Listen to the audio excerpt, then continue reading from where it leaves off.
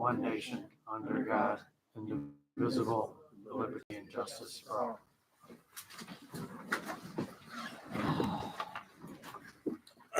This is the Preble Town Board meeting of March 10th, 2025.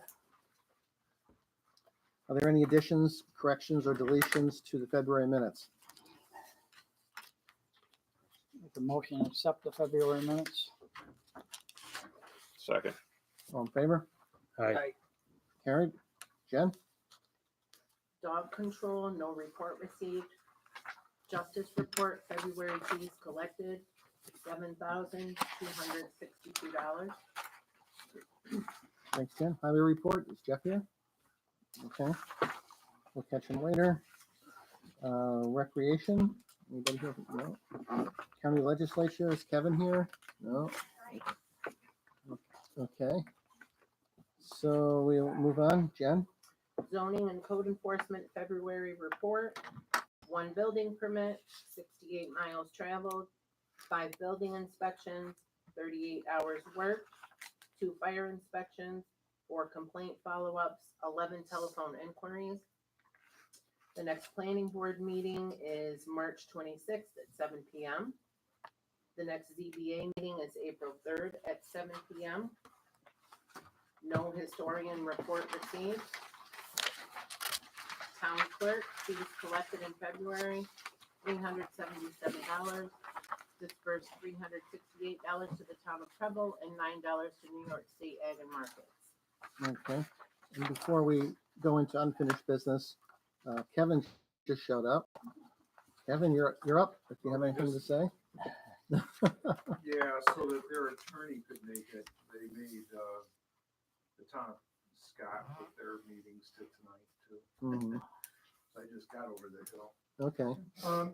No, the only the thing that I want to make sure that the board members know is that meeting this Thursday at 5. You could have a representative there at the county office building to talk sales tax. Mhm. I should be there. Is that all we have for tonight? Yep. Okay. We'll move along here. Unfinished business, short-term rental applications.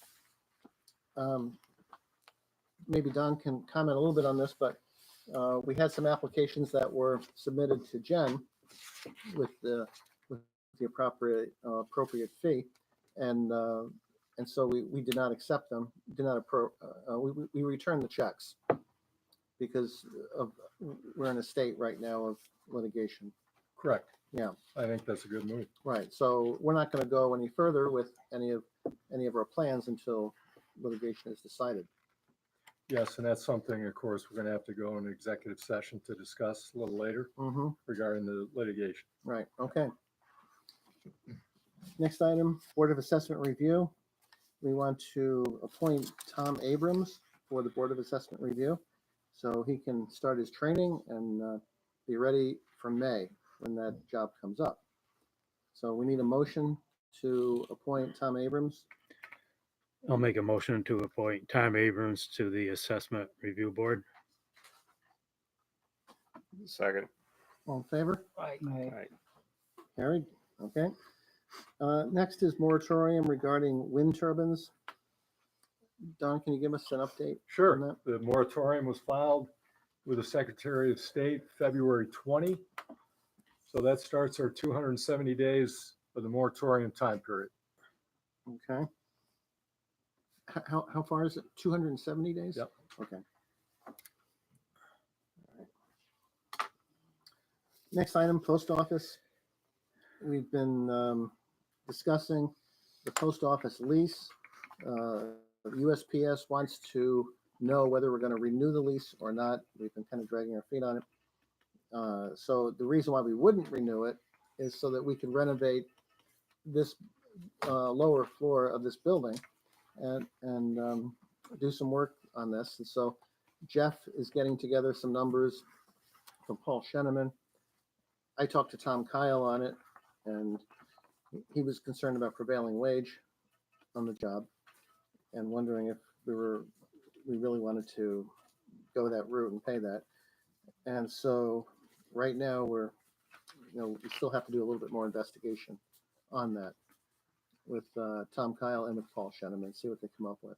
That Thursday, he meets with Paul He met with Paul once, once, okay. and Paul he couldn't complete what he had to do, so he's going to get back to Jeff on it.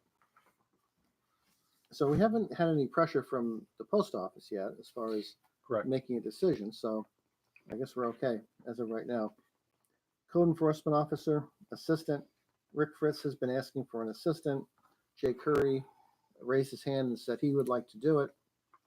And you all have a proposal of what Jay Curry would, what his duties might be and what kind of compensation he would be looking for.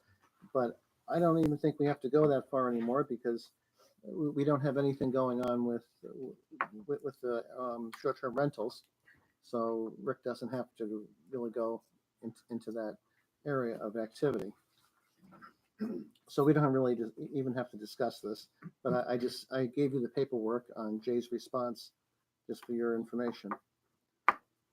Any questions on that? Was that Jay's interpretation of what his duties would be, or is that what That's Rick's. Jay's. that's what Rick wants Well- him to do? Jay talked to Rick, Okay. and together they came up with a list of things that Jay could do. But reading over that, we're really not entertaining a career position Mhm. in this. This is just a little bit of help for Rick. And Jay seems to be interpreting this as seems to me anyway, as a career position almost. And so I don't think that's the road that we want to go down. I think we can all agree on that. Yep. Yeah. But I get the information and I give it to you guys on the board and we process it. So getting to new business, copier contract renewal. Jen, can you give us a comment on that?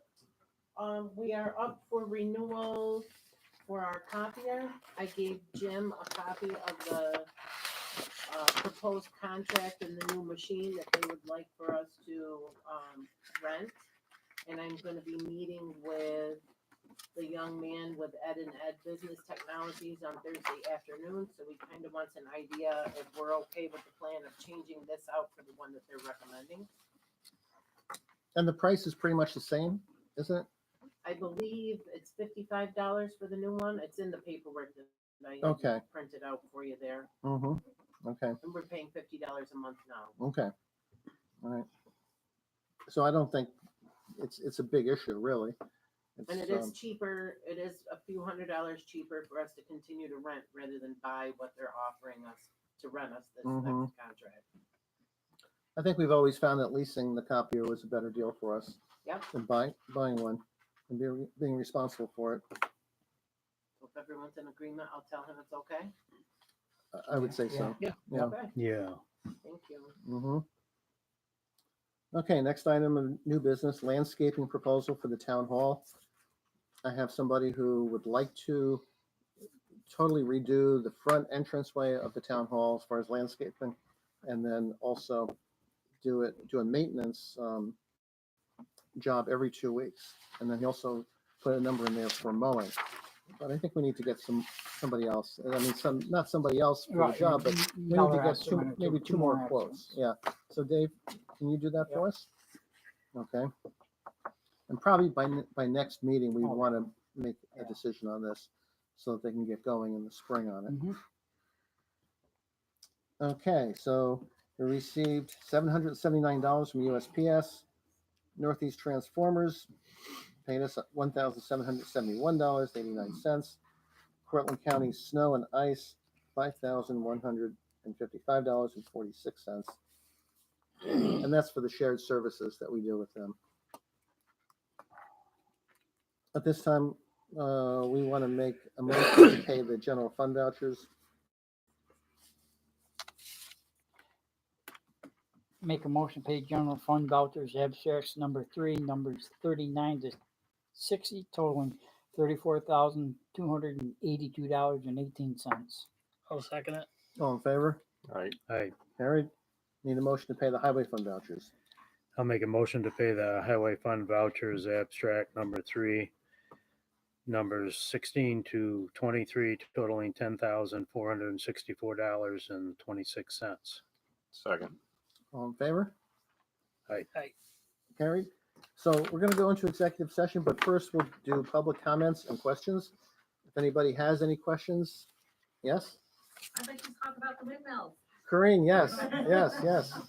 Okay, so I don't think we had that on the agenda for tonight, the windmills, but we can certainly, oh, wind turbines, we did.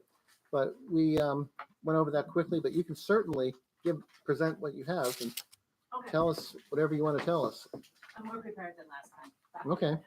Did all of you guys see, on Syracuse.com, they had a write-up that they did on the proposed project, and it's also in yesterday's paper. So at last I looked was in the middle of the week and it had over 1,000 comments, most of them opposing it, thinking, why would you try to do this on unstable land? So we had the public comment section that our group Southern Hill Wind Watch, we had it at the school. Mother Nature did not cooperate, so a lot of people were not able to make it.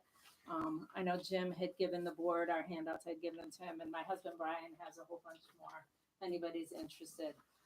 But please go to our website and check it out. So we had a meeting, we meet every month. We had a meeting last Wednesday. And one of our group members had come down to Preble for a funeral, I believe. And in talking to people, somebody had mentioned that there's a possibility of some turbines being put up on the hill on Song Mountain, someplace up Wright Road, that the trucks had gotten stuck up there. That's how they ended up talking to the occupants.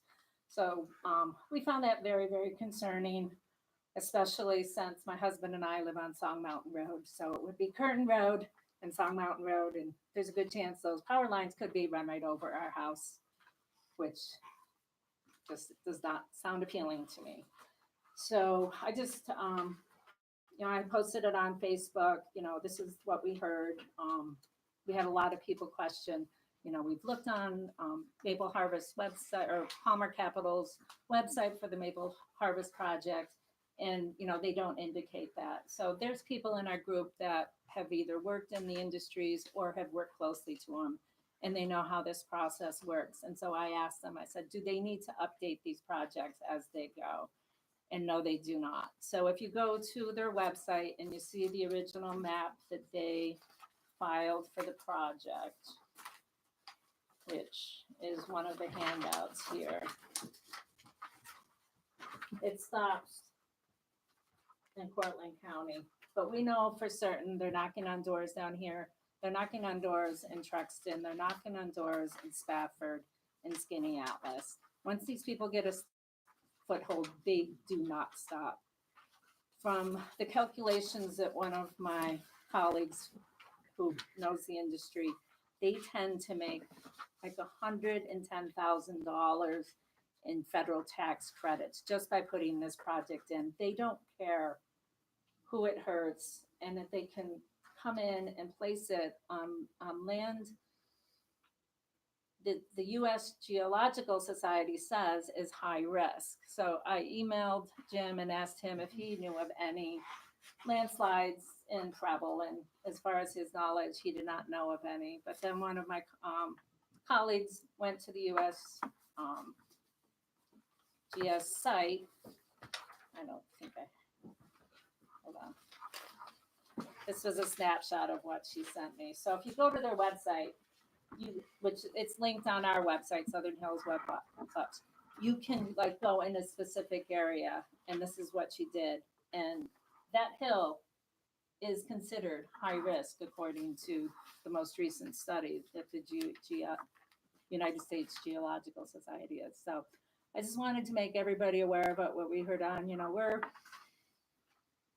We're fighting people with billions of dollars, but I'm not giving up this fight until we do. So I just ask, I want everybody's attention on it, that this is happening. And, every house within a mile of these projects loses about 40% in their value. Further out, it's less, but I'm definitely within that mile radius, as a lot of the people that live on the Kettle Lakes and down here are. And you know, you don't get that back and those houses don't sell. So it would be devastating to our communities if these go in. So that's what I wanted to share with you guys. Any questions from the board? Thank you. Thank you. Thank you. Has the town received anything on this, or do they know about? We have not received anything on this yet. Rick Fritz says that there's been no applications for building permits on this yet. That probably won't be until Palmer filed their official application with the state, I would think.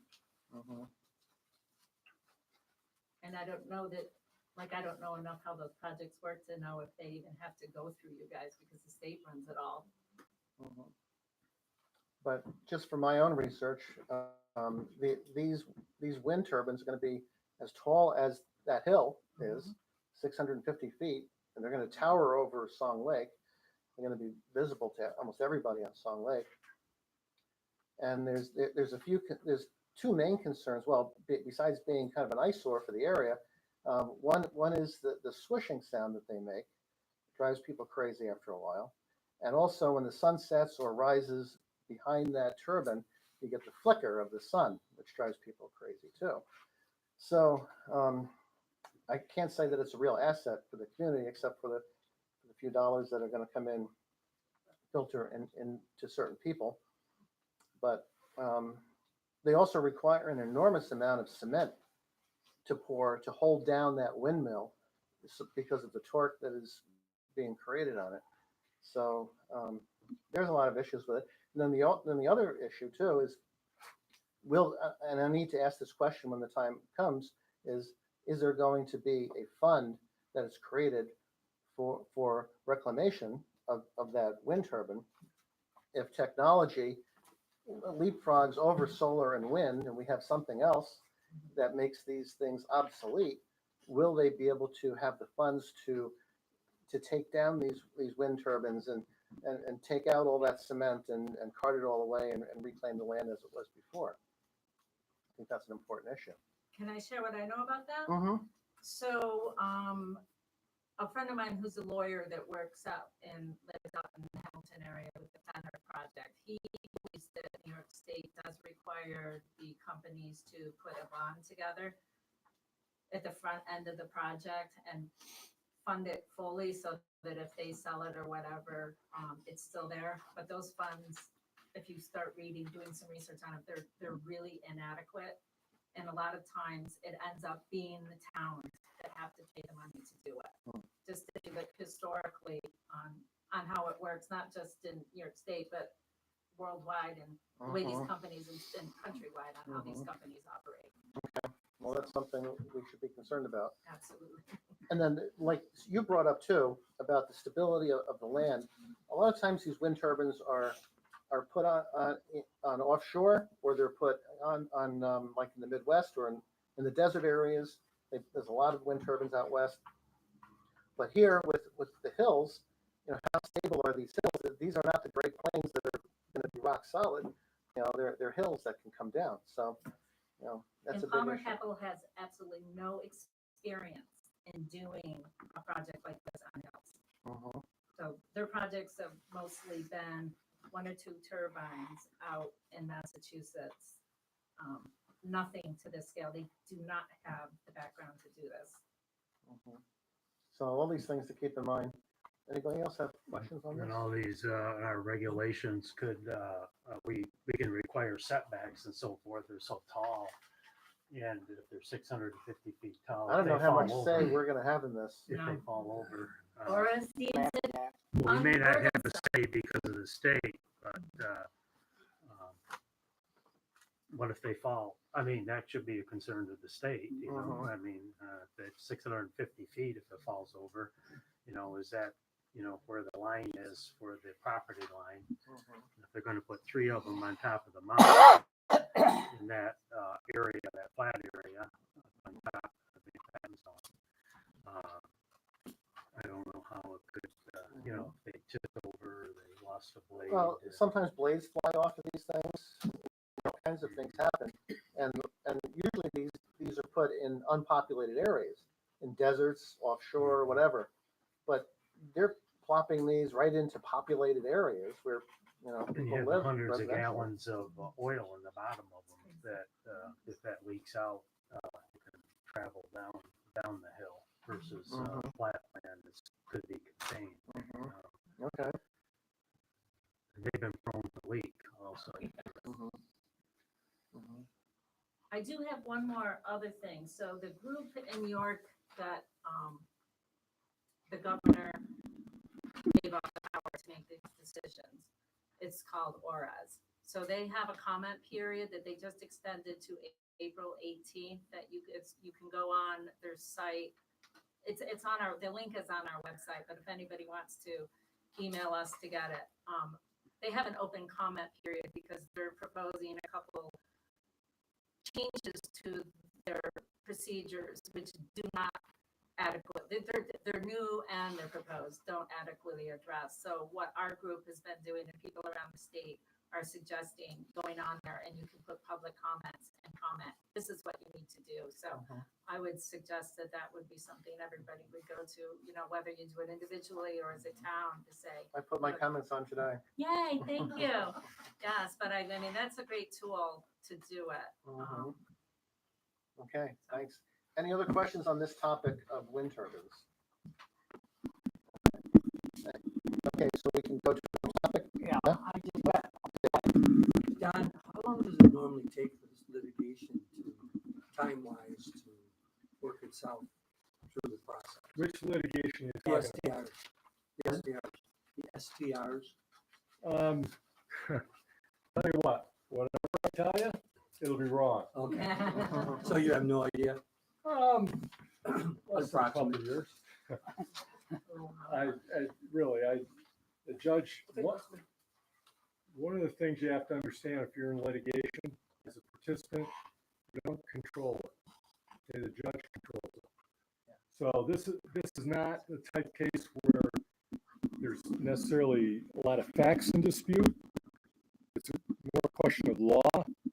Those would seem to be resolved sooner than a case where there's a lot of facts at issue and maybe there's a trial or depositions and all kinds of disclosure material like that. So without that type of material, you would expect, not saying, but you would expect it to be a shorter time period. Okay, thank you. Anybody else? got Jeff? a couple questions for Kevin there. I went by the mental health, building there, and that looks like they're going full steam ahead. Do we have an opening date on that yet? For the mental health? Yeah. September. September? When it gets closer, we'll have a specific date, but yep, it's on schedule. And how bad was the leaks up to the new, 911 center there? I heard they had, they put on a new roof and it leaked and created a lot. Yeah, I went down some of the pipes that were on there, so it didn't hurt the equipment or Okay, anything.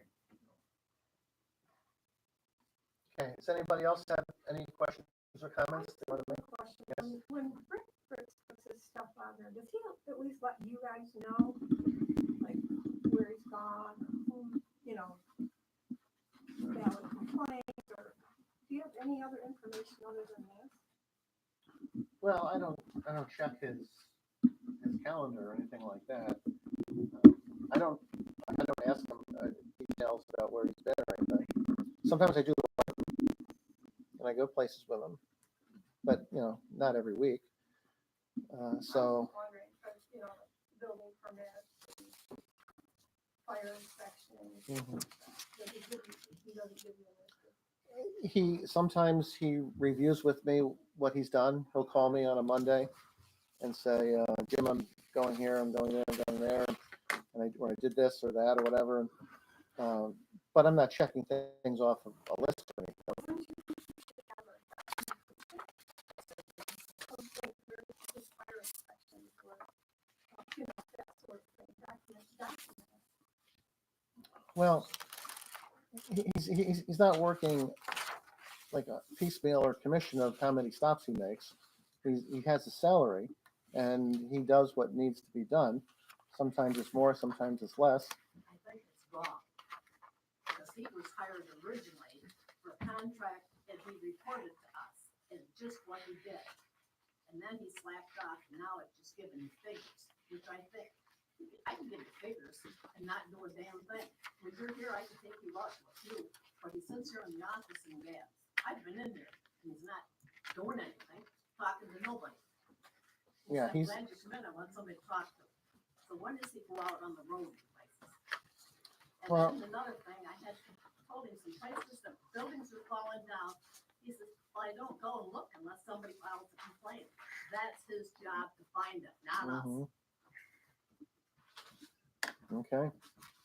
Any other comments? Got anything? Okay. So at this time, we've completed our meeting, our monthly meeting, and we will go into executive session. After we get out of executive session, we will open up the door, and then we will adjourn the meeting. I'll make a motion to go into executive session At 7:25. at 7:25. I'll second it. Okay, Dave, second it. All in favor? I handed a bunch out last month. Did everybody sign in, I hope? Email Laura Fox, real property office department. And then she sent all the training. You're welcome. Congratulations, Tom. I like the idea. Mine are ready too.